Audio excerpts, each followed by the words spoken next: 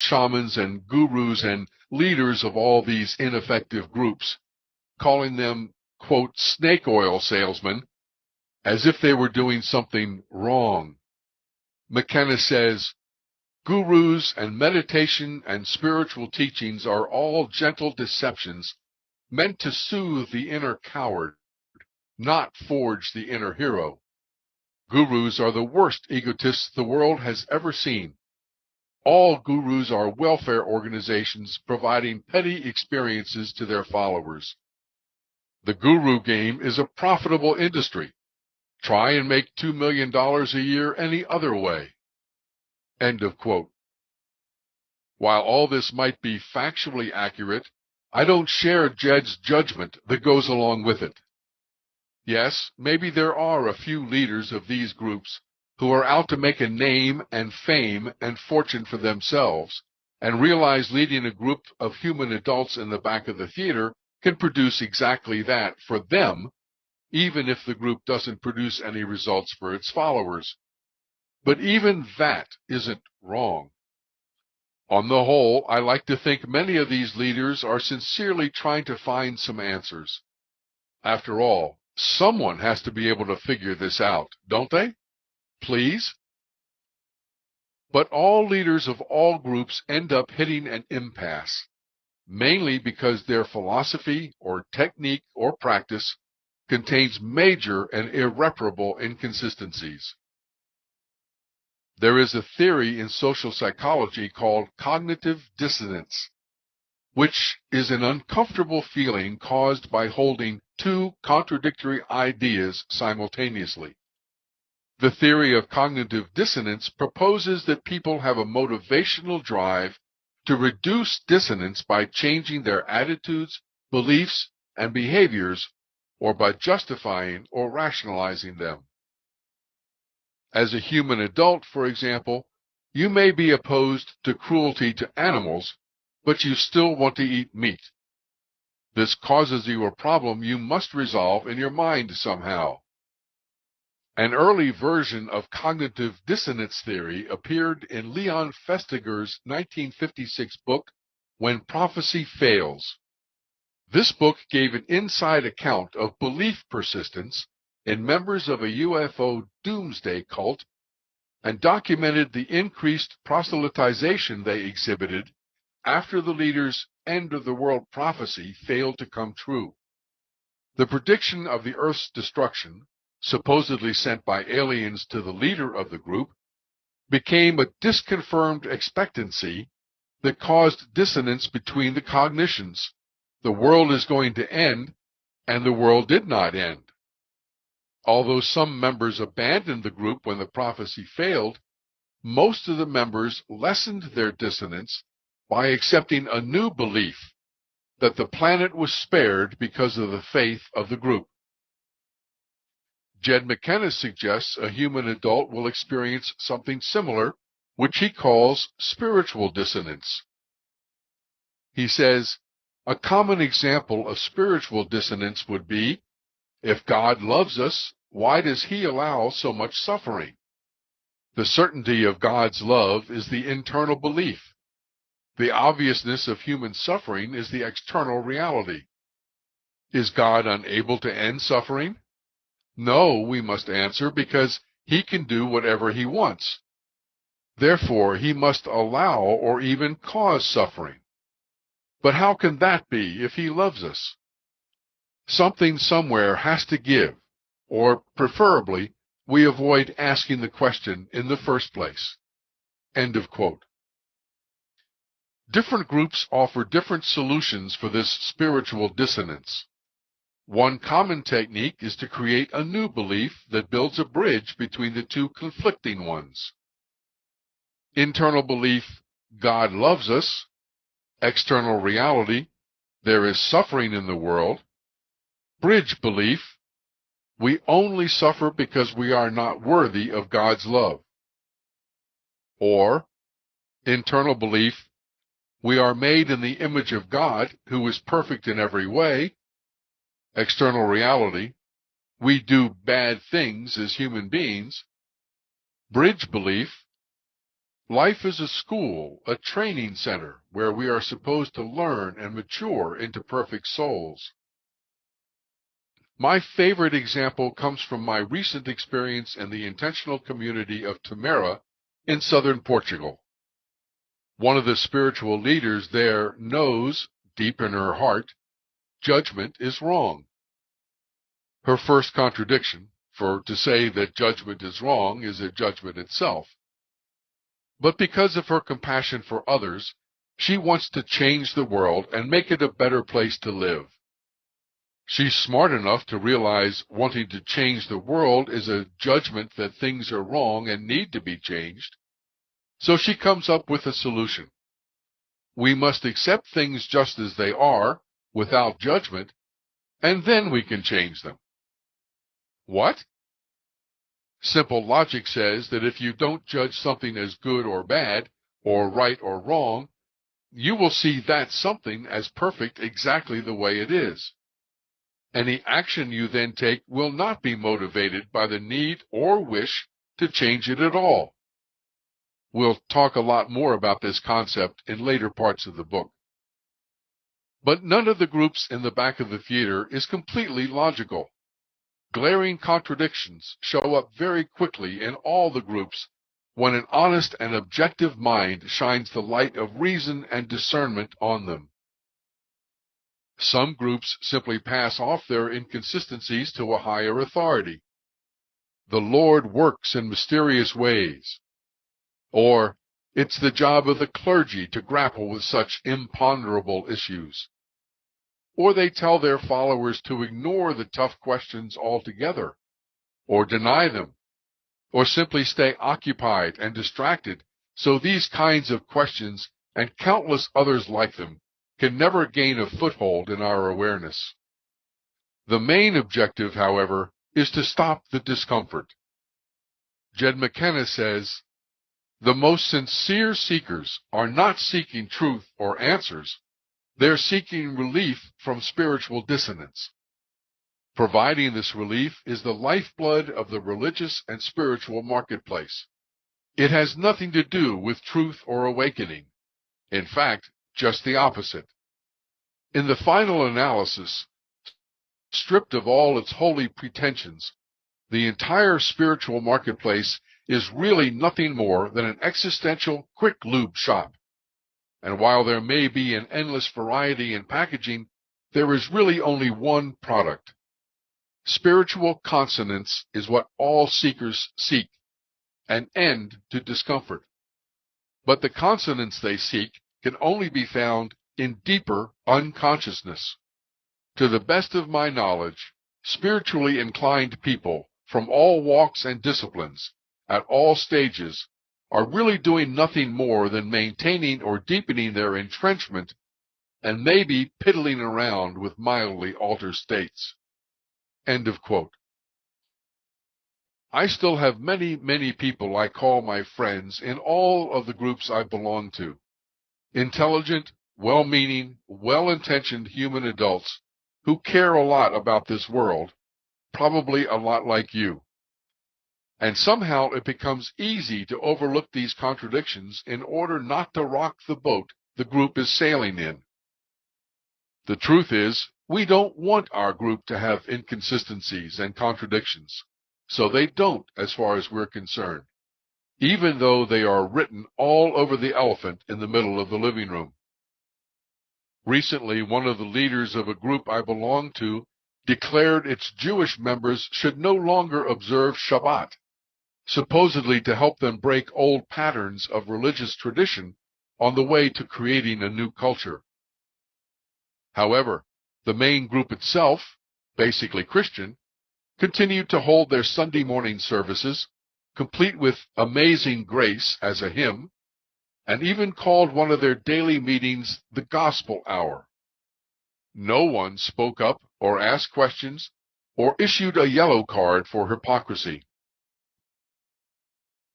When you're outside one of these groups looking objectively at their beliefs, it's relatively easy to spot many of the inconsistencies and contradictions. When you're inside the group, however, it's very difficult not to succumb to groupthink. After all, there has to be some group that can produce what they claim, doesn't there? You've looked everywhere and decided the group you're in is the best you're going to find. So who are you to question the wisdom and authority of the group leader, even in the face of obvious illogic? And you still have an overwhelming need to be part of a group and not be out there all alone. So you will swallow most anything that sounds halfway plausible in order to justify and explain away the fallacies in their thinking. One of the best techniques any group can use to cover up their inconsistencies and contradictions is called crime stop, as defined by George Orwell in his novel 1984. Crime stop means the faculty of stopping short, as though by instinct, at the threshold of any dangerous thought. It includes the power of not grasping analogies, of failing to perceive logical errors, of misunderstanding the simplest arguments if they are inimical to insight, and of being bored or repelled by any train of thought which is capable of leading in a heretical direction. Crime stop, in short, means protective stupidity. End of quote. Can all of these groups be wrong about everything all of the time? On the surface, that sounds quite ridiculous and impossible. But think about it for a minute. Imagine you're trying to solve a long and involved math problem, and the first equation is 2 plus 2 equals what? If you get that answer wrong, every other calculation you make after that is going to be wrong too. Well, technically, I guess that isn't true. There may be other equations within the problem that don't depend on your first answer, and you could get them right. You could also make other mathematical mistakes in the process and just happen by chance to arrive at a right answer along the way. But your final answer is always going to be wrong. There's no way around that. In other words, if your basic premise is faulty, all subsequent results that depend on that basic premise will be faulty as well. Ayn Rand put it this way in her novel Atlas Shrugged. In life, contradictions do not exist. Whenever you think you are facing a contradiction, check your premises. You will find one of them is wrong. Jed McKenna said, "It means there aren't millions of things wrong, just one, right at the source. And everything else that appears wrong stems from that single core error." End of quote. This is not just true of math problems. It's also true of every religion, philosophy, spiritual practice, self-improvement technique, belief system, ceremony, and ritual. Every group in the back of the theater is wrong and cannot and will not produce the results they claim they can. And the simple reason is that they all begin with the same incorrect premise. In the next few chapters, we're going to find out what that incorrect premise is. Everyone is looking for solutions to lessen the pain and suffering of life, to change the reality they feel subjected to in the 3D movies surrounding them. The problem is those answers cannot be found in the movie theater. Some have come close at times, but no one has put it all together, because it cannot be put all together. No human adult is going to find constant and true and abiding joy, abundance, power, and love as long as they are in the back of the movie theater. It doesn't work that way. I'm sure by now you have figured out the most important reason why. All the human adults and all the groups they belong to are still inside the movie theater. Not one freed prisoner has ever left Plato's cave at this point in the metaphor. And with a very few exceptions, everyone still considers the shadows on the wall, the 3D movies they are watching, to be real. Once in a while, someone will look up at the black ball hanging from the center of the movie theater and see those bright lights shooting toward the wraparound screens, wondering what the hell that's all about. but almost no one seems to know. And the sign on the door in the back wall says, "Do not enter. Extremely dangerous." Chapter 4. The Library. There are 3 other doors in the back of the movie theater I haven't mentioned. One has a sign saying Men's Room, another says Ladies' Room, and above the 3rd door is a sign saying Library, and that door is never closed. In between groups, or as I began to realize the particular group I belonged to at the time wasn't going to produce what they were offering, and my membership was coming to an end, I would go into this library and read, looking for new inspiration and hope. I've mentioned in passing some of the titles and authors I spent time with, and I had the chance to study many of the texts written by the founders and leaders of various groups, saving me the trouble of actually joining that group in order to discover its inconsistencies and contradictions. Most of the books in the library aren't worth mentioning, at least in this discussion, but there is some very important information I discovered while reading you should know about, if you don't already. Information absolutely critical to anyone wishing to change their reality. So I'm going to make a big jump right now from philosophy and religion to science, from metaphors and analogies to cold, hard scientific experiments. The subject is quantum physics, and what has become known, and widely misunderstood, as the holographic universe. Monumental discoveries made in the last few decades which literally change everything we have believed about our physical universe. Don't worry, I'm not going to get scientifically technical or say something any human adult couldn't understand.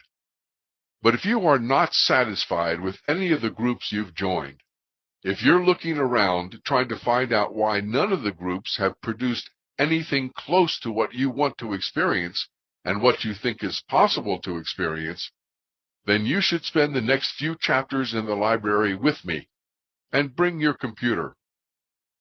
I want to say at the outset that I am not an expert in quantum physics, so I have invited the real experts, PhDs in physics, professors of quantum physics at major universities worldwide, authors of many books, to speak to you directly by using a lot of their written quotes and video interviews. Basically, I want to ensure you that what you will be reading will not be my opinions, but those of the people who really know what they're talking about.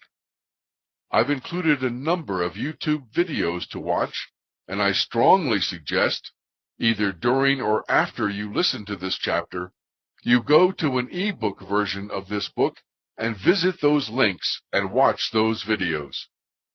Okay, here we go. We've known for a long time, at least I was taught in school more than 50 years ago, the physical world around us is not as solid as it looks and feels. In fact, the universe is made up of mostly empty space. This becomes very clear when we take a ride on a rocket into outer space and see so much nothing between a few particles of matter called stars and galaxies. As the technology has improved and we have gone deeper and deeper into inner space as well, we find the same thing in the atomic and subatomic worlds, mostly nothing.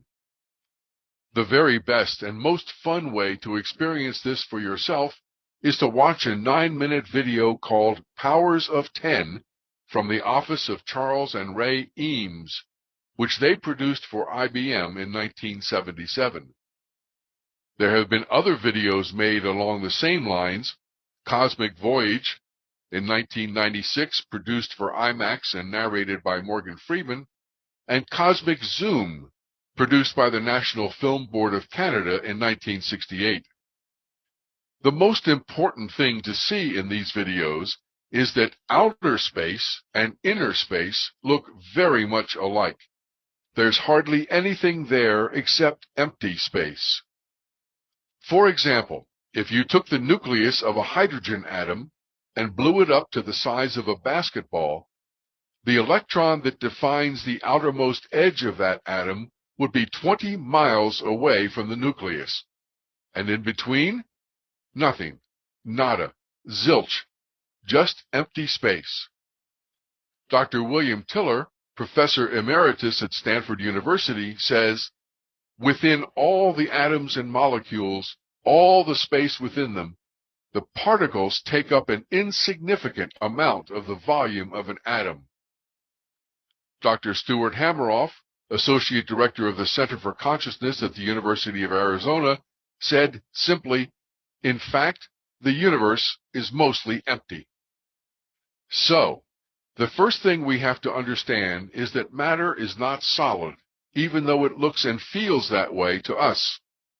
Or, as Dr. Jeffrey Satinover, teaching fellow in physics at Yale University, said, matter is not what we have long thought it to be.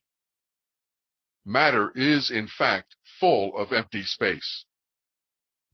The Powers of 10 video ends at the limit of our understanding at that time, in 1977, looking at a single proton in the nucleus of a carbon atom. But as the technology improved over the years and scientists were able to dive deeper and deeper into inner space, they discovered the very small particles they found did not behave as they were supposed to, at least not according to all the laws of physics we had believed for the last hundreds of years. The most famous experiment that caused a real commotion is called the double slit. It was actually first done with light in 1801 by an English scientist, Thomas Young. Young demonstrated that light was not actually a particle, as had been believed forever, but acted like a wave instead. Then, in 1961, this same experiment was performed with electrons rather than light, and finally in 1974 with just one electron at a time. Since then, it has been repeated and refined and repeated again, over and over, with the same result every time. In September 2002, this double-slit experiment was voted the most beautiful experiment by readers of Physics World, and noted quantum physicist Richard Feynman has said, all of quantum mechanics can be gleaned from carefully thinking through the implications of this single experiment. That's how important this experiment is, and how much it has changed everyone's thinking of how the world works. Let's take a look at how this experiment is done and why its results are so startling. We're going to start by taking small pieces of matter, like little BBs, and shooting a stream of them out of a gun against a barrier that has a single slit in it. Behind the barrier is a sensitive screen, so when a BB goes through the slit in the barrier and hits the screen, it makes a mark on the screen. As we continue to fire BBs at the barrier, most of them hit the barrier, but the ones that go through the slit hit the screen and make a pattern just like the shape of the slit. You can see pictures of this in the ebook version of this book. All that makes perfect sense. So now we'll add a second slit in the barrier and shoot BBs at it again. Once again, as we continue to fire BBs at the barrier, most of them hit the barrier, but the ones that go through the two slits hit the screen and make a pattern of two slits on the screen. Okay, so far so good. Now, what would happen if we sent waves of water toward the screen instead of firing BBs at it? With just one slit in the barrier, part of the wave goes through the slit and forms a pattern on the screen that looks a lot like the BB pattern with only one slit. The most intensity on the screen is where the top of the wave hits it, directly in line with the slit. But if we put a barrier with two slits in it between the waves and the screen, a completely different thing happens. When the water goes through both slits, the new waves created by the slits on the other side of the barrier hit each other on the way to the screen. When the top of one wave hits the bottom of another wave, they cancel each other out. This is called destructive interference. You can easily see this when you drop two pebbles in a pond some distance apart and watch what happens when the ripples meet. So when we send waves through a barrier with two slits, we get what is called an interference pattern on the screen with bright lines all across the screen separated by dark spaces. The bright lines on the screen are where the tops of the waves joined each other, constructive interference, and then made it to the screen. The dark spaces in between are where the top of one wave hit the bottom of another wave, called destructive interference, canceling them both out and never making it to the screen. So, when we send particles of matter, like the BBs, through two slits, we get two definite patterns on the screen that look like the slits they came through. When we send waves through two slits, we get an interference pattern on the screen. Simple enough. Now let's try this experiment with electrons instead of BBs. We have always thought about an electron as a really, really small BB whirling around the nucleus of an atom, a very small particle of matter, and solid like a BB. So we would expect to see the same pattern on the screen we got when we shot BBs, and we do when there is one slit in the barrier. And when we shoot a beam of electrons through two slits, we would expect to get a pattern of two slits on the screen just like the BBs. But we don't. Instead, we get the same interference pattern we got when we sent waves through two slits. Originally, scientists thought this might be because they were firing a lot of electrons toward the screen at one time, and maybe some of the electrons were crashing into each other on the other side of the barrier, canceling each other out and not making it to the screen. By 1974, they were finally able to develop a way to fire one electron at a time at the screen, so there was no possible way for them to interfere with each other. But they still got an interference pattern. How is that possible? How is it possible to send one tiny particle of matter at a time through two slits and have it form a wave interference pattern? There was only one explanation that made any sense. An electron is a wave rather than a particle. It is not a solid piece of matter as we have always thought. More recent experiments have discovered the same thing holds true for the nucleus of an atom, not just the electrons. Listen to Dr. Jeffrey Satinover, teaching fellow in physics at Yale University, from What the Bleep Down the Rabbit Hole. Matter is not what we have long thought it to be.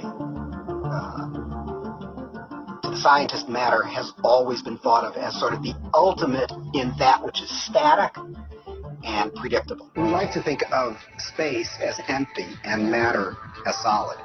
But in fact, there is essentially nothing to matter whatsoever. It's completely insubstantial. Take a look at an atom. We think of it as a kind of hard ball. Then we say, oh, well, no, not really. It's this little tiny point of really dense matter right at the center, surrounded by a kind of fluffy probability cloud of electrons popping in and out of existence. But then it turns out that that's not even right. Even the nucleus, which we think of as so dense, pops in and out of existence just as readily as the electrons do. So the very building blocks of what we call our physical universe, the nucleus and electrons of atoms, are not just particles of matter, but in fact exist as waves. In quantum physics, this is called wave-particle duality. That blew everybody's mind, but it's not the end of the story. There is a short and well-done animated video of this double-slit experiment from What the Bleep Down the Rabbit Hole, available to watch on YouTube. Chapter 5. The Field. Electrons are both waves and particles. 1 minute they act like a particle, and the next minute they act like a wave. At the time, no one could really believe any of this was actually true. Something must be wrong, they thought. So the scientists modified the experiment to watch with a measuring device as a single electron went through the double slits to see if it really acted like a wave instead of a particle. However, the moment they observed the electron, an even stranger thing happened. They got a standard particle pattern on the screen that looked exactly as if they had fired BBs through the two slits. The simple act of watching the electron meant it went back to behaving like a particle instead of a wave, and therefore only went through one slit, not both, and formed a pattern like the BBs.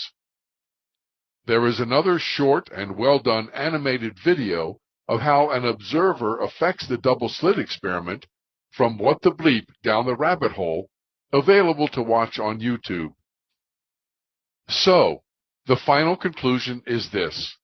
In its natural state, an electron is a wave rather than a particle until it is observed. Then it becomes a particle with a fixed position in space and time. Dr. Amit Goswami, theoretical nuclear physicist, put it this way. So the electron is very peculiar. Electron is very peculiar in the sense that when you are not looking, electron can be here, can be there, or can be over there in the corner of this room.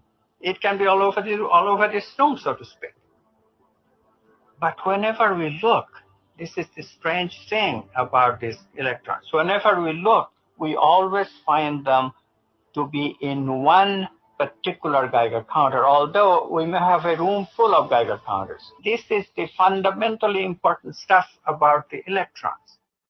And in his book, The Holographic Universe, Michael Talbot said, there is compelling evidence that the only time quanta ever manifest as particles is when we are looking at them.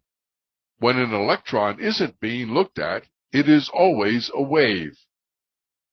By the way, in the early 1900s, scientists had started using the term quanta, referring to the energy associated with an electron bound to an atom at rest, which results in the stability of atoms and of matter in general.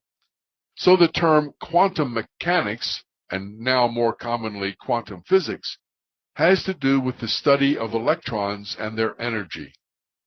The word quantum is also synonymous with wave and particle, a term that is used to refer to something that possesses both particle and wave qualities. Now, this was truly radical. An electron is a wave until it is observed, and then it becomes a particle. The ramifications are enormous.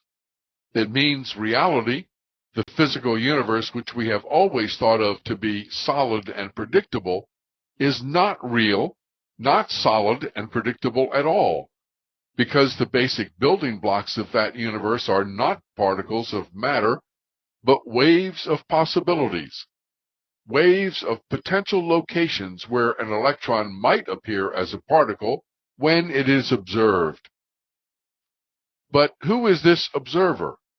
And how does an observer change the electron from a wave into a particle? The first question is not easy to answer completely at the moment. The observer can be a human being looking at something. It can be a machine or a device set up to watch, record, or measure something. It can literally be anything that attempts to see something out there in the physical universe. But there is another level to the answer which needs more information before it can make sense. So we'll just have to wait. Right now, it's worth repeating the inescapable conclusions of the double-slit experiment.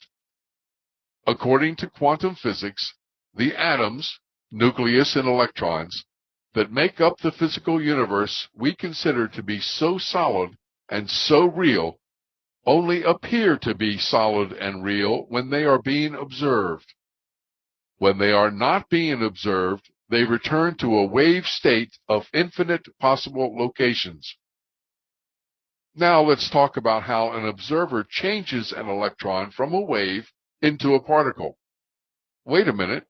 No one really knows the answer to the question of how or why the observer changes an electron from a wave into a particle. The experts can only speculate.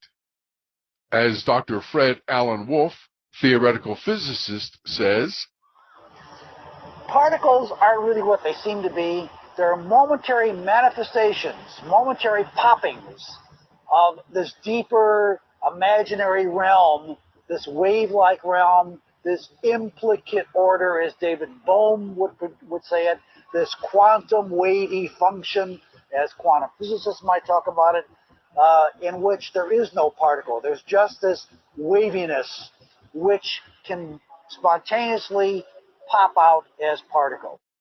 In other words, when an electron is viewed by an observer, these waves of possibilities pop and assume a specific location in space and time, which is what we see as reality. This is called collapsing the wave function. Collapsing the wave function can be very successfully explained and predicted mathematically using complex quantum mathematics, but it's very hard to describe in simple English. Basically, it means an electron normally lives in a wave state, a wave function, that includes many possibilities of where it could end up as a particle. And when the electron is observed, those multiple wave states are collapsed to one state, the state of being a particle in a specific location. Physicist Nick Herbert says this sometimes causes him to imagine that behind our back, the world, where we are not looking and cannot observe, is always, quote, a radically ambiguous and ceaselessly flowing quantum soup, unquote. But whenever we turn around and try to see the soup, our glance instantly freezes it and turns it back into reality. Herbert believes this makes us all a little like Midas, the legendary king who never knew the feel of silk or the caress of a human hand because everything he touched turned to gold. Herbert said, likewise, humans can never experience the true texture of quantum reality because everything we touch turns into matter. So where are these electrons living as waves of possibilities when no one is observing them and collapsing their wave function into a particle? The answer to that question has gone through a lot of revision over the years and has been called a lot of things as the research has progressed, including the Planck scale by the physicist Max Planck, the implicate order by the physicist David Bohm, the vacuum state, the quantum wave function, the zero-point field, the superstring field, the M field, and the unified field. Today, it is mainly just called the field. In her book, The Field, Lynn McTaggart defines it simply as a field of all possibility. Everything you can think of, and everything you can't think of, and everything no one can think of already exists in this field as waves of possibilities. Dr. John Hagelin, physics professor at Maharishi University, explains, progress in our understanding of the universe through physics over the past quarter century has been exploring deeper levels of natural law, from the macroscopic to the microscopic, from the molecular to the atomic to the nuclear to subnuclear levels of nature's functioning. And what we've discovered at the core basis of the universe, the foundation of the universe, is a single universal field of intelligence, a field which unites gravity with electromagnetism, light, with radioactivity, with the nuclear force, so that all the forces of nature and all the so-called particles of nature, quarks, leptons, protons, neutrons, are now understood to be just different ripples on a single ocean of existence. That's called the unified field or superstring field, a single universal field of intelligence, an ocean of existence. at the basis of everything, mind and matter. And all the so-called particles of the universe, the forces in our universe, everything in the universe are just ripples on that ocean of existence. That's the unified field. And that field is a non-material field. Planets, trees, people, animals, we're all just waves of vibration of this underlying unified superstring field. It's the fountainhead of all the laws of nature. All the fundamental forces, all the fundamental particles, all the laws governing life at every level of the universe have their unified source in the unified field. That makes the unified field the most concentrated field of intelligence in nature. Non-material, dynamic intelligence. Those are the properties of the unified field. So the tighter physics have tried to grasp onto physical reality, to understand what it's really made of. What are the core building blocks of life? At the basis of it all, life, the universe, slips through your fingers. And you come up with something that's increasingly abstract to come to the realm of pure abstraction. And that's what the unified field is. It's pure abstract potential, which rises in waves of vibration to give rise to the particles, the people, everything we see in the vast universe. This isn't the world of electrons. It's the world of potential electrons. And that's what we're made of. And Dr. Fred Alan Wolf puts it this way. Physicists give this a name. They call it our quantum wave function because it seems wavy. However, this wave function isn't just a wave of matter like an ocean wave or a sound wave or any kind of wave of matter. It's a wave of possibility. It's a kind of thought wave. And because it is a wave of thought or possibility or not matter, it's invisible to us. But we can't explain what we do see as matter in these small corners of space and time unless we picture that these matter particles somehow come out from or emerge from these thought wave patterns which are invisible to us.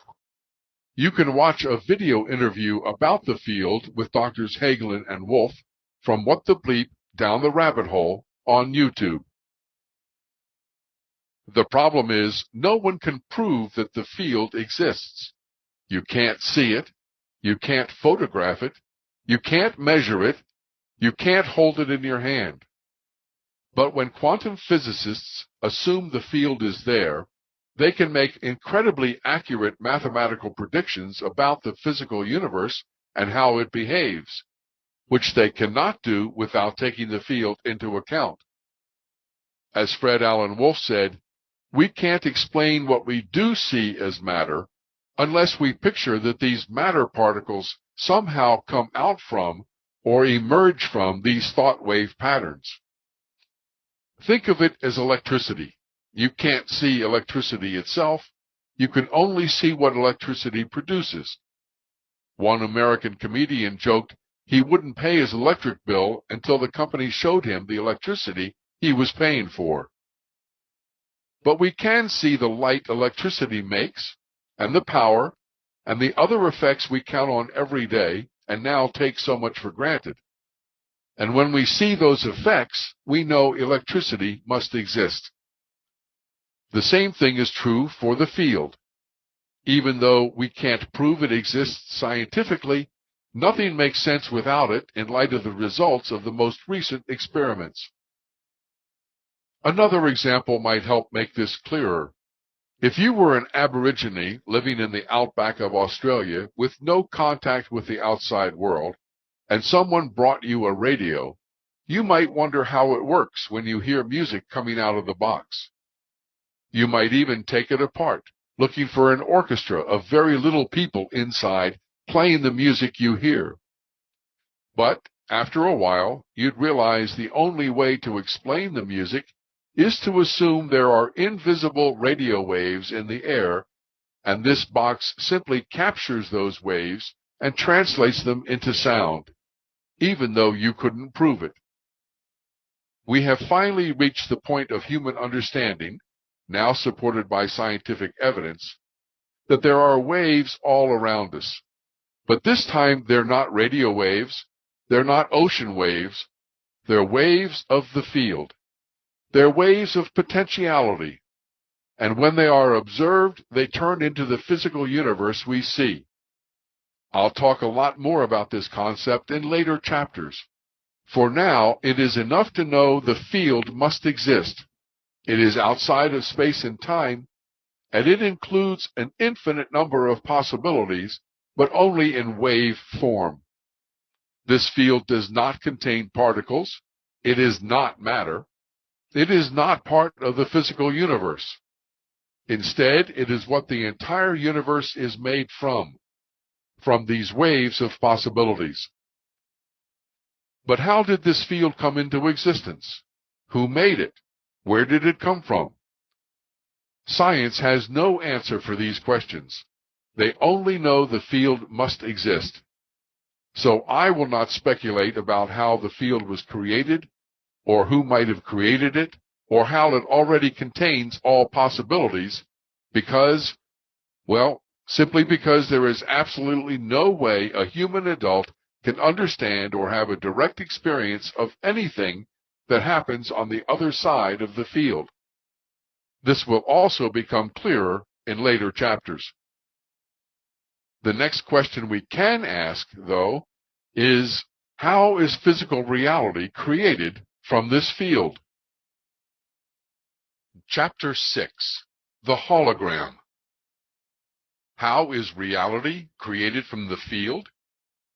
Most quantum physicists agree it is a very similar process to the creation of a hologram. In other words, the universe we see is a holographic universe. Listen to Dr. Michael Ledwith, Professor of Systematic Theology at Maynooth College in Ireland. When we look at some of the modern scientific views of reality that have tried to get down to the nitty-gritty, we see that at its ultimate level, say in M theory or string theory, that reality is not solid, it's mostly empty space, and whatever solidity it has seems more to resemble a hologram picture rather than material, harsh, solid reality. University of London physicist David Bohm, for example, believes that despite its apparent solidity, the universe is at heart a phantasm, a gigantic and splendidly detailed hologram. Let's back up for a minute. Quantum physics is actually a science of mathematics, and it is the most accurate mathematical science to date to explain what we see in our reality. Here's Dr. Amit Goswami again to explain. Quantum physics shows you clearly that science, quantum mathematics, which is, in our belief, the most fundamental mathematics, most accurate mathematical description of nature that we have discovered. This mathematics shows us clearly that the movement of objects are describable only in terms of possibilities, not the actual events that happens in our experience. The mathematics used in quantum physics to describe nature and explain the behavior we see in our reality is also the same mathematics used to create a hologram. This is why quantum physicists say the universe seems to be more like a hologram than solid reality. So to understand the holographic universe, we have to understand how a hologram is created. But first, a very brief background. Holography was invented by a Hungarian physicist, Denis Gabor, for which he received the Nobel Prize in Physics in 1971. But it was not until the laser was invented in 1960 that holography became workable and practicable. Today, it is used for many things, including credit cards and product packaging. There are actually 3 different kinds of holograms, some using lasers and others using white light. But let's talk about the basic laser process for creating a hologram in simplified form. The first thing to understand about creating a hologram is that it is a 2-step process. The first step is that you shoot a laser beam out of a gun and then immediately split it into two beams. One half of the original beam, called the reference beam, is directed toward a special holographic film or plate. The other half of the original beam hits and bounces off an object and then goes to the same piece of holographic film. At this point, what you've got is a holographic image, a pattern, on the holographic film, but you cannot see the image of the object. If you look at the film, all you can see is a bunch of nothing, indiscernible waves. You may remember a craze in the 1990s about so-called 3D pictures. These were pictures where, if you looked at them normally, all you could see was nothing, really, just a bunch of wavy lines. Looking at the original image on a piece of holographic film after step 1 is very similar. You really can't see anything. But now let's do step 2. If you take the reference beam from step 1 and shine it on the holographic film again, out pops the object from step 1. In this case, we'll call it an apple.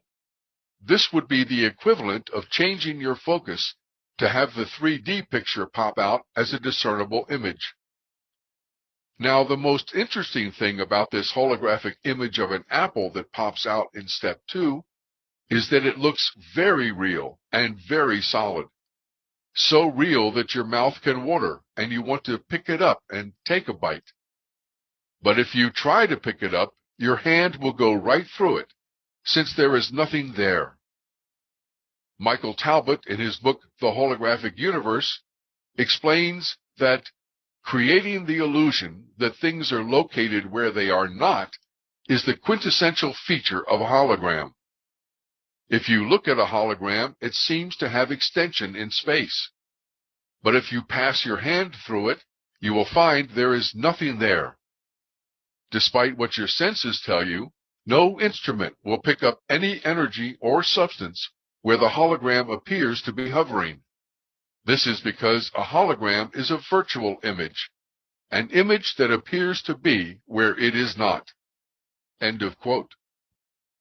So how can quantum physics say we live in a holographic universe?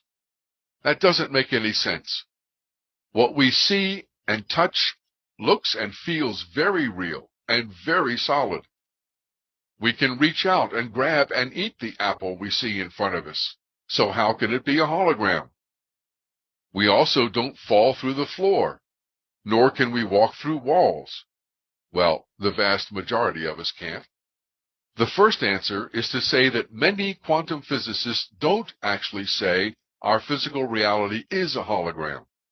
They say it acts like a hologram, since the mathematics used to explain both is the same. But more and more scientists are now going further and suggesting we do indeed live in a hologram based on the most recent experiments. For example, in 2008, Craig Hogan, director of Fermilab's Center for Particle Astrophysics, said, "If the GEO 600 result is what I suspect it is, then we are all living in a giant cosmic hologram." Marcus Chown, in an article entitled "Our World May Be a Giant Hologram," published in New Scientist in January of 2009, said, "The idea that we live in a hologram probably sounds absurd, but it is a natural extension of our best understanding of black holes, and something with a pretty firm theoretical footing. It has also been surprisingly helpful for physicists wrestling with theories of how the universe works at its most fundamental level." And according to Dr. Jacob Bekenstein, professor of theoretical physics at the Hebrew University of Jerusalem, an astounding theory called the holographic principle holds that the universe is like a hologram. The physics of black holes, immensely dense concentrations of mass, provides a hint that that principle might be true. Unquote. So at this point, I would simply ask you to suspend all judgment and consider the possibility we live in a holographic universe, as the scientific results of quantum physics suggest. You don't have to believe this forever. Just try it out as an experiment.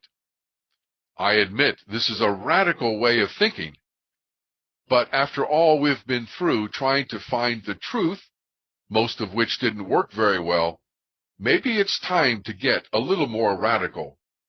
As Michael Talbot said in his book, The Holographic Universe, it is relatively easy to understand this idea of holism in something that is external to us, like an apple in a hologram.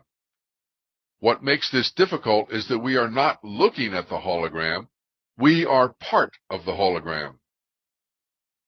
If we look around carefully and pay attention, there are clues or hints we're being given all the time about how this universe actually works.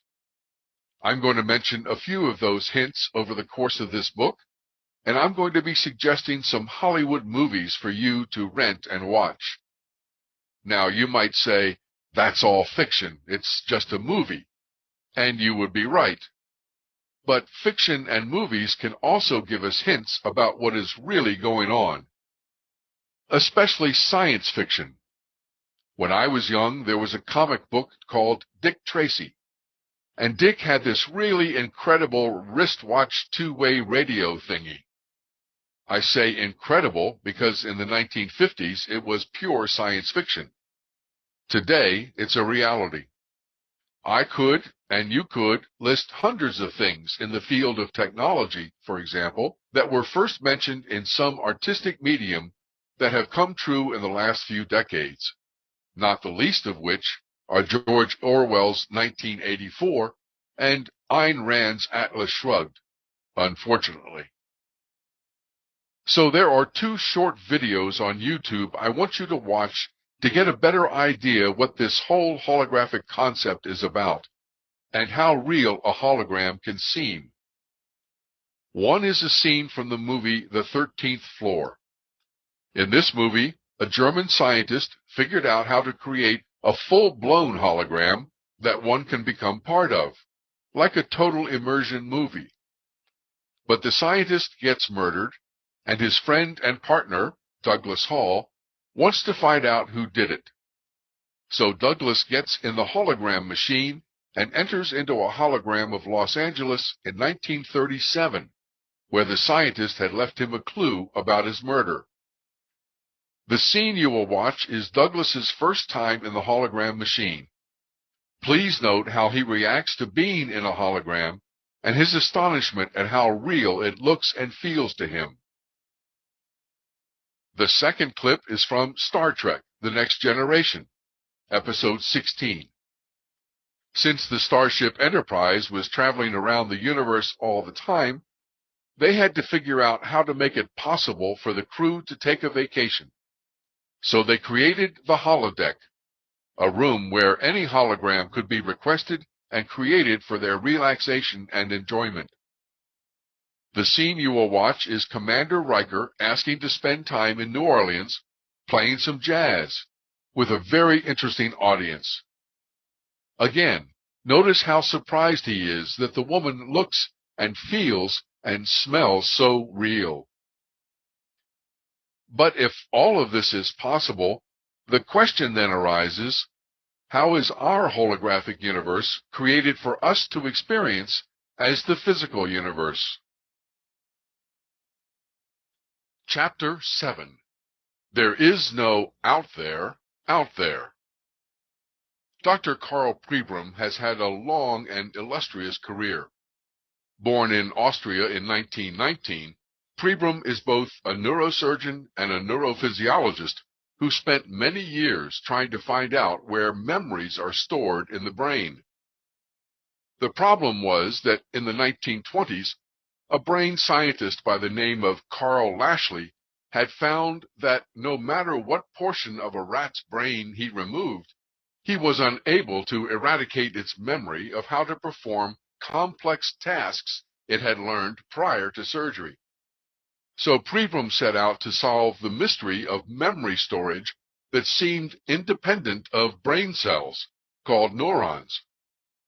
But it wasn't until Pribram met David Bohm, one of the pioneers in quantum physics, that he found his answer. The Wikipedia says that Bohm helped establish the foundation for Prebrum's theory that the brain operates in a manner similar to a hologram, in accordance with quantum mathematical principles and the characteristics of wave patterns. End of quote. Technically, according to Michael Talbot, Prebrum believes memories are encoded not in neurons or small groupings of neurons, but in patterns of nerve impulses that crisscross the entire brain in the same way that patterns of laser light interference crisscross the entire area of a piece of film containing a holographic image. In other words, Prebrum believes the brain is itself a hologram. End of quote. Memory storage is not the only thing that becomes more understandable in light of Prebrum's theory. As Michael Talbot explains, another is how the brain is able to translate the avalanche of frequencies it receives via the senses, light frequencies, sound frequencies, etc., into the concrete world of our perceptions. Encoding and decoding frequencies is precisely what a hologram does best. Just as a hologram functions as a sort of lens, a translating device able to convert an apparently meaningless blur of frequencies into a coherent image, Prebrum believes the brain also comprises a lens and uses holographic principles to mathematically convert the frequencies it receives through the senses into the inner world of our perceptions. In short, Prebrum believes our brains mathematically construct hard reality by relying on input from a frequency domain. End of quote. Okay, let's translate all of this into simple English. According to Carl Prebrum and the results of many scientific experiments, the human brain itself is a hologram. Its function is to receive holographic wave frequencies and translate them into the physical universe we see out there. And now the fun begins. I want to talk about two specific scientific experiments, out of many, that not only seem to prove Prebrum's theory, but go beyond it to an amazing conclusion. The first began in the 1970s with a researcher in the physiology department of the University of California, San Francisco, Dr. Benjamin Libet. Put very simply, Libet would experiment with brain surgery patients during their operations. The patients' brains were exposed and they were fully conscious, having received only local anesthetic. Libet would, for example, stimulate the patient's little finger on one hand, like a pinprick, and ask the patients to tell him when they felt it. Then he would stimulate the area of the brain associated with that little finger and ask the patients to tell him when they felt that as well. Before I tell you what he discovered, we need to understand how we feel things, like a pinprick.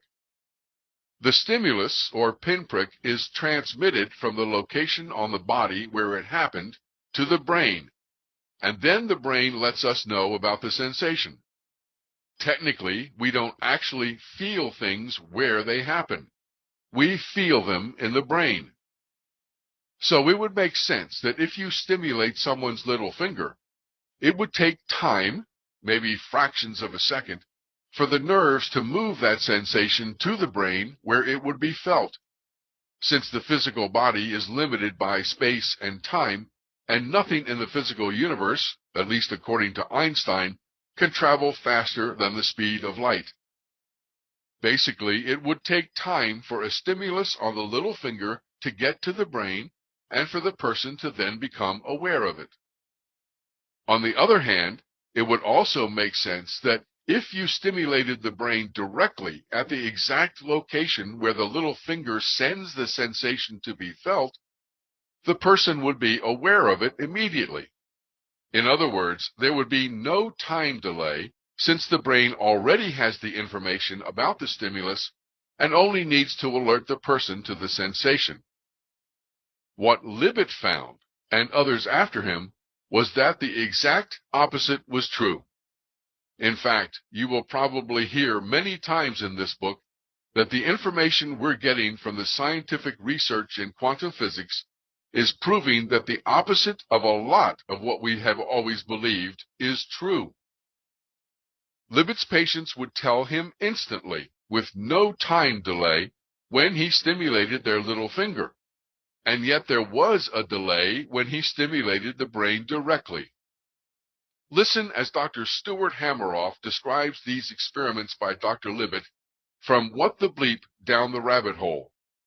In the late 1970s, a neurophysiologist at University of California, San Francisco, named Ben Libet did some very famous experiments. What Libet did was study patients who were having neurosurgery on their brains, with their brains exposed, while they were awake. They were given a local anesthetic to numb the area of the skull and scalp to access their brains. And they were awake, and Ben would talk to these people. So, for example, what he did was he would stimulate their little finger and look at the part of the sensory cortex on the opposite side that was related to that, record from it electrically, and ask the patient when he or she felt the stimulus on the little finger. And he would also stimulate at that particular area of cortex. Now, what you would think would be that if you stimulate the little finger, it takes a finite period of time to get to the opposite side of the cortex, so the patient would report it a fraction of a second later after the stimulus. And when you stimulate it directly, the patient would report it immediately. He found just the opposite. When you stimulated the little finger, the patient felt it immediately, and when he stimulated directly in the cortex, there was a delay. Libet was flabbergasted. He tried to find an explanation, as did many other scientists, and the prevailing theory became that time can travel backwards. It's called the time reversal theory, or subjective backward referral, or antedating. However, after trying to prove this and failing, Libet himself later said, there appeared to be no neural mechanism that could be viewed as directly mediating or accounting for the subjective sensory referrals backward in time. End of quote. In other words, there is no evidence in the brain for time reversal as the explanation for this phenomenon. For now, just file that information away, and let's talk about another experiment. This one started in the 1990s, conducted by Dr. Dean Radin and other colleagues. Dean Radin is a senior scientist at the Institute of Noetic Sciences, on the adjunct faculty at Sonoma State University, and part of the distinguished consulting faculty at Saybrook Graduate School and Research Center. He earned an undergraduate degree in electrical engineering from the University of Massachusetts Amherst, and both a master's degree in electrical engineering and a doctorate in educational psychology from the University of Illinois at Urbana-Champaign. He worked at AT&T Bell Labs and GTE Labs, mainly on human factors of advanced telecommunications products and services, and then held appointments at Princeton University, Edinburgh University, University of Nevada, Las Vegas, SRI International, Interval Research Corporation, and the Boundary Institute. I say all that because Radin's research is admittedly not widely accepted by the mainstream scientific community, which is why you may have never heard of it, although his credentials are beyond question. Here's why his results are so hard for some scientists to swallow. Radin would hook a person up to various machines to measure a number of different bodily responses, such as heart rate, EKG, skin conductance, the amount of blood in the fingertip, and respiration. The person then sits in front of a computer screen with a button in their hand. They're told to press the button whenever they're ready, and 5 seconds later the computer will randomly select a picture and display it on the screen. There are two different types of pictures the computer can choose from. One group of pictures will evoke an emotional response in normal people, like a picture of violence, or war, or rape, or ugliness, or the Twin Towers coming down on 9/11. The other group of pictures is designed to be neutral, to normally not have any emotional impact when viewed, like a scene of a city street in any town, USA. We already know what happens in the body when people see an emotional image, what happens to their heart rate, to their EKG, skin conductance, the amount of blood in the fingertip, and respiration. They all spike. We also know what happens in the body when people see a neutral or non-emotional image. They remain calm. When the person in this experiment pushes the button, the computer has not yet chosen which picture to display or from which group, and will not make that decision until 5 seconds later, when it immediately puts the picture on the screen. Now, here's the amazing thing. The person's bodily responses being measured would occur before the computer chose the picture and displayed it on the screen. In other words, the person's heart rate, EKG, skin conductance, the amount of blood in the fingertip, and respiration would all spike prior to the picture coming up if the picture were going to be an emotional picture, and the bodily responses would all remain calm if the picture about to appear would be neutral. To repeat, all of these bodily responses, or lack of bodily responses, would occur before the computer had even chosen which picture to put on the screen. The only conclusion that makes any sense is that the brain knows what picture is coming before the person is aware of it. Indeed, before the computer has even chosen which picture to display, and the body is responding accordingly. Listen to Dr. Radin explain this experiment himself from What the Bleep Down the Rabbit Hole. So the experiment that I developed to look at this is we wire you up typically to look at skin conductance, but also heart rate and other parameters. You will sit in front of a computer screen and you press a button, and you know that 5 seconds later you're going to see a picture. It could be a very calm picture, or it might be a very emotional picture. And it's randomly selected by the computer immediately before it's shown. So when you press the button, the future is not yet determined.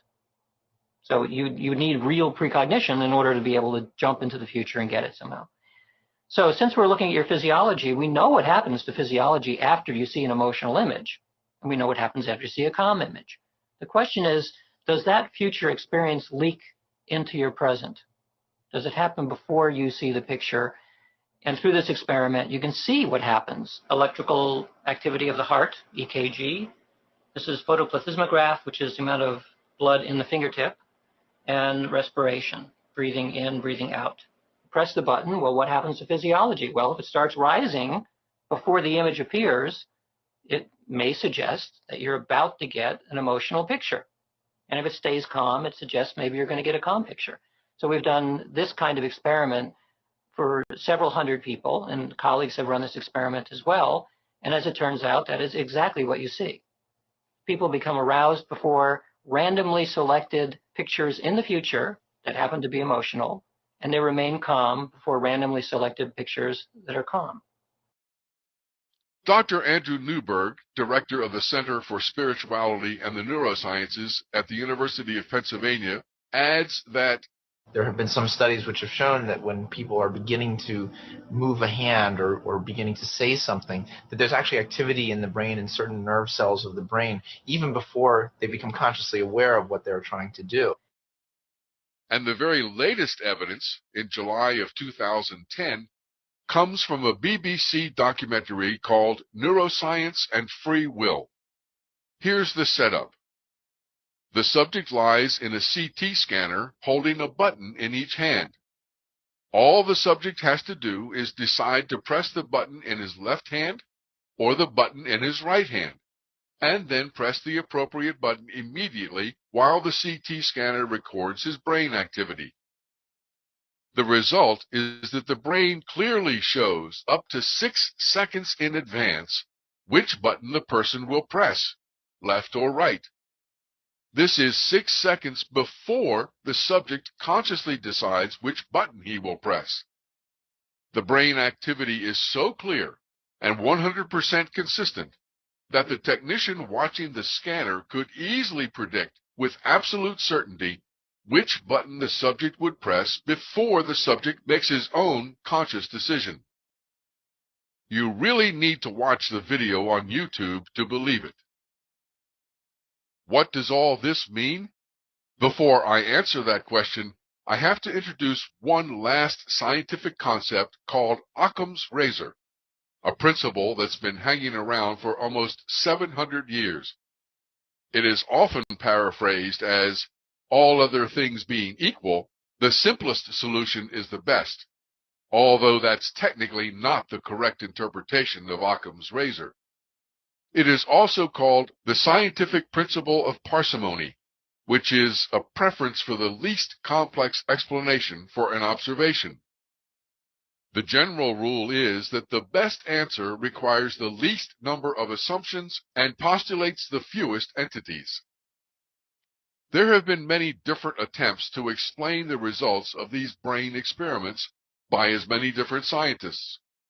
But the simplest and most logical explanation, the one that seems to satisfy Occam's razor the best, is that the brain knows what is going to happen before it happens out there in the physical universe. The sequence, apparently, is that the brain receives holographic wave information and then sends it out there, creating a physical universe for the person to perceive and experience. For example, in the Libet experiments, the brain knew the little finger was going to be stimulated before the actual stimulation took place, and therefore there was no time delay for the person to become aware of it. However, when the brain was stimulated directly, as if a new hologram was being downloaded to it, it took time for the brain to send the sensation out to the little finger and bring it back to the brain to be perceived.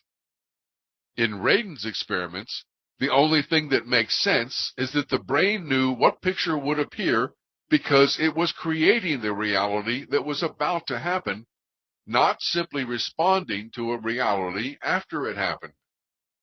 Let me repeat that, because it is so critical to understanding how the holographic universe works. The brain knew what picture would appear because it was creating the reality that was about to happen, not simply responding to a reality after it happened. So let's put this together with Prebrum's holographic brain model. Prebrum says the human brain is itself a hologram, and it will mathematically construct hard reality by relying on input from a frequency domain. Remember the field? The field is Prebrum's frequency domain, an infinite number of possibilities existing as waves of frequencies. So Prebrum is saying the brain receives wave frequencies from the field, which it then translates into hard reality, what we normally call the physical universe. In fact, all these experiments suggest your brain receives a hologram in wave frequencies from the field, collapses the wave function and converts them into particles to create physical reality, and then sends that reality out there for you to experience. This is confirmed by the CT scan experiments in the BBC documentary Neuroscience and Free Will. In fact, if you watch the video, you can even see the exact area of the brain where it is converting the downloaded wave frequencies into the hologram that 6 seconds later will be projected out there for you to become aware of and experience. It means, first of all, the human brain is the observer that collapses the wave function that I talked about in Chapter 5, since quantum physics says it is the observer that changes an electron from a wave into a particle. It also means our senses, seeing, hearing, tasting, smelling, touching, are not really sensing some independent reality out there, but in fact are projecting that reality so it appears to be out there. In addition to being receivers, then, our eyes are projectors, since your brain knows what you are about to experience before you perceive it with your senses. Apparently, Once our brain converts the wave frequencies from the field, it projects them out there and makes it appear that we are surrounded by a total immersion movie. Then, and only then, our senses read what has been projected out there and bring that information back to the brain. I don't think anyone knows exactly how this works right now, but I feel confident as the research in quantum physics continues, someone will discover the process. Meanwhile, we have been given a big clue, one of those hints I talked about in the last chapter, in the form of the modern computer. Most computers currently use what is called binary code, which is made up of nothing but zeros and ones. If you look at the zeros and ones themselves, they look random and chaotic. But inside every computer is a CPU, a central processing unit, that acts as the brain of the computer. This CPU receives the binary code in sequences of zeros and ones, translates that binary code, and projects the results onto a computer screen where we can see it in a form that makes sense to us. A computer also has its own sensory perceptions, which include things like a mouse, a touch screen, a microphone, a video camera, and so on.